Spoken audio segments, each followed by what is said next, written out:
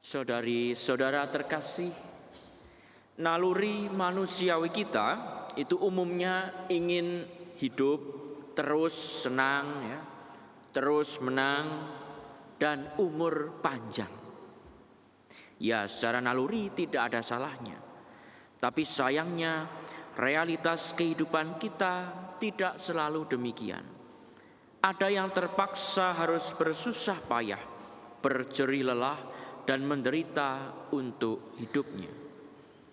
Dilansir dari kompas.com 2019, ada kisah seorang anak berusia 12 tahun yang berjuang membantu kakaknya mencari nafkah untuk menghidupi 5 orang saudara, anggota keluarganya yang lain dengan cara berjualan cilok keliling.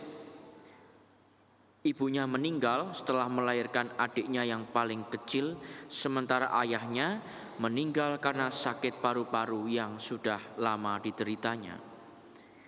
Dalam sehari dia bisa menjual hingga 250 tusuk cilok yang dihargai 2.000 per tusuknya. Hasil dari berjualan tersebut kemudian digunakan untuk membantu membeli keperluan sehari-hari, untuk membayar kontrakan rumah kayu yang berukuran kurang lebih 3,5 meter, biaya sekolah adik pertamanya yang masih TK, serta susu dan popok adik bontotnya yang masih berusia 10 bulan. Saudari-saudara yang terkasih, anak itu tadi, dia mengorbankan dirinya untuk tidak bersekolah, kehilangan masa-masa bermain seperti anak-anak yang lain demi bisa membuat adik-adiknya tetap hidup layak. Dia seperti biji gandum yang mati demi saudara-saudarinya. Saudari-saudara yang terkasih, Yesus memberi perumpamaan tentang dirinya bagaikan biji gandum yang jatuh ke tanah dan mati agar bisa berbuah banyak. Dia memberikan teladan pengorbanan yang sehabis-habisnya bagi orang yang dikasihinya. Yesus rela menderita dan wafat sebagai konsekuensi cinta, konsekuensi cintanya pada kita manusia. Itulah misteri Paskah. Kita pun sebagai pengikut Kristus diajak memiliki pribadi yang memiliki kesamaan visi dengan Yesus. Yaitu apa? Yaitu pribadi yang bukan hanya hidup demi diri sendiri, melainkan pribadi yang berani berkorban supaya orang yang dicintainya selamat. Dan untuk itu kita mau menyangkal diri, kita mau melawan hawa nafsu dan naluri-naluri alamiah kita. Dan hal ini tentu saja bukan keputusan yang sederhana. Sebagai manusia kita berat sekali, manakala harus memutuskan sesuatu yang melawan naluri dan keinginan diri sendiri, meski itu untuk orang yang kita cintai sekalipun. Bahkan kalau Tuhan kita Yesus Kristus menyelamatkan yang berdosa, menyelamatkan orang yang jelas-jelas akan menyalibkan dia, akan mencambuk dia, lebih sulit lagi. Sisi kemanusiaan Yesus juga muncul dalam Injil. Tadi dalam Injil dikatakan, sekarang jiwaku terharu, dan apakah yang akan kukatakan? Bapa, selamatkanlah aku dari saat ini? Tidak, sebab untuk itulah aku datang ke dalam saat ini. Bapa, muliakanlah namamu. Lihat Yesus begitu bergulat menghadapi penderitaan yang akan ia alami karena misinya untuk menyelamatkan manusia. Manusia yang justru melawan dia, manusia yang justru membuat dia menderita. Bahkan nanti di Getsemani, menjelang jalan salib, dia mengalami lagi hal ini. Bapa, biarlah cawan ini berlalu daripadaku, tapi bukan kehendakku, melainkan kehendak-Mu lah yang terjadi. begitu berat, tidak mudah.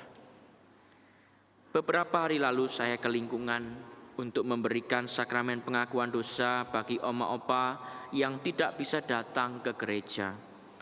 Ada seorang oma yang tinggal sendiri dengan perawat. Anaknya seminggu sekali datang menjenguk. Ini kali kedua saya bertemu si oma.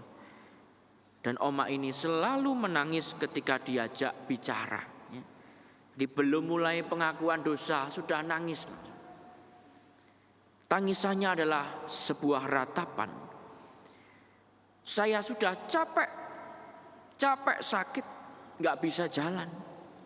Dulu suami saya pergi begitu saja, dan saya bekerja demi anak-anak.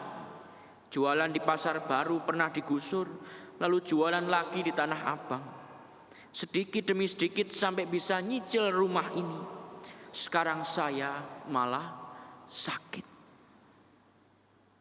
Saudari-saudara terkasih, penderitaan itu begitu jelas dialami oleh oma ini.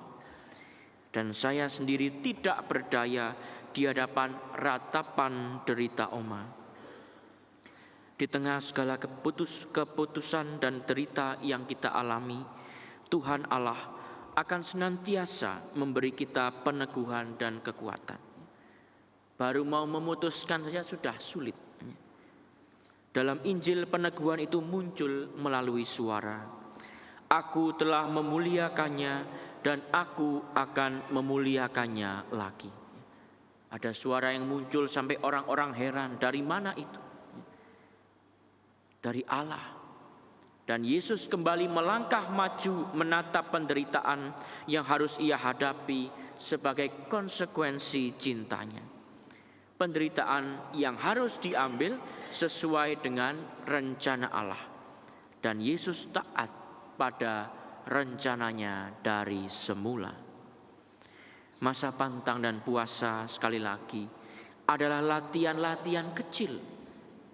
Latihan-latihan kecil yang kita buat agar kelak ketika kita harus menderita bersama Kristus, kita siap. Kita siap dengan segala pergulatan hati kita sebagai manusia. Semoga hari-hari yang tersisa sebelum Paskah kita mempersiapkan diri untuk itu. Yesus adalah pribadi yang punya visi hidup, bukan demi diri sendiri, tapi demi kemuliaan Allah dan demi keselamatan manusia. Semoga kita dengan sadar tahu untuk siapa dan untuk apa kita hidup, serta berani mengorbankan diri kita. Semoga kita punya visi yang sama seperti visi Yesus yang kita ikuti. Amin.